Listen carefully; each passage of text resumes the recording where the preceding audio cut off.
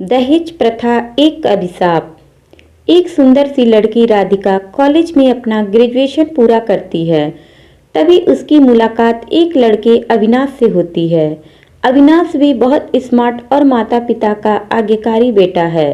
दोनों एक दूसरे को पसंद करने लगते हैं। दोनों का ग्रेजुएशन पूरा होता है।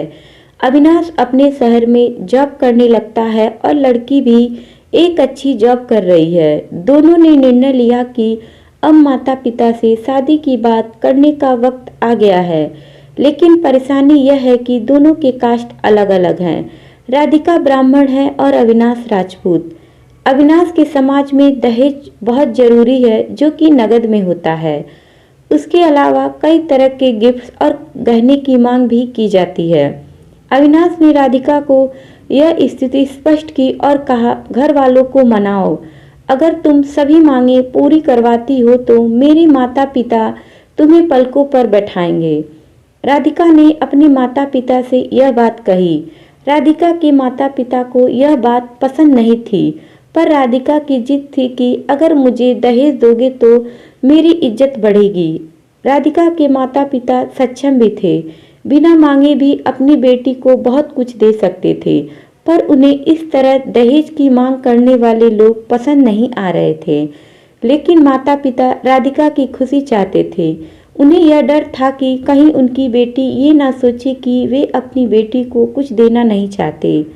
इसीलिए उन्होंने सभी शर्तें मानी। शादी में अविनाश को कार, फ्लैट, फर्नीचर के साथ 50 लाख नकद दिए गए।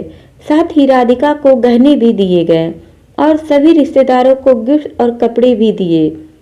शादी बहुत धूमधाम से की गई, कोई कमी नहीं छोड़ी गई। राधिका को मन ही मन यह गुमान था कि कास्ट अलग होने के बावजूद माता पिता ने उसकी शादी ससुराल के हिसाब से की।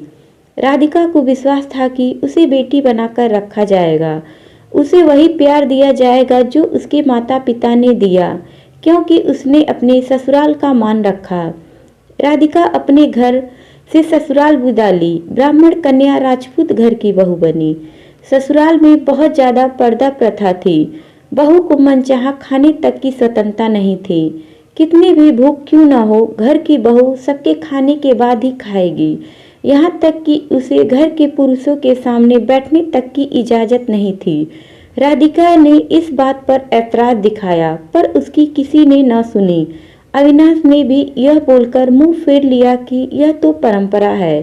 राधिका को जो गुमान था वो धरा के धरा रह गया।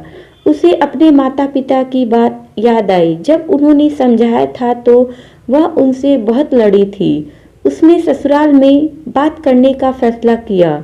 राधिका ने अपने सास, ससुर और पति से बात की, लेकिन उन्होंने नहीं सुनी और उसे बहुत बेरहमी से पीटा गया। राधिका ने कभी ऐसा व्यवहार नहीं देखा था। उसे जिस लाए हुए दहेज पर घमंड था वह चूर चूर हो गया था। राधिका को माता पिता से बात करने में भी शर्म महसूस हो रही थी और इसी कश्मकश में एक दिन राधिका ने अपने आप को खत्म कर दिया। माता पिता को जब यह पता चला तो उन्हें अपनी गलती का एहसास हुआ कि वक्त रहते समझा होता तो बेटी साथ होती। दोस्तों, कहानी अच्छी लगी तो लाइक, शेयर, कमेंट करें और चैनल को सब्सक्राइब करें। Thank you.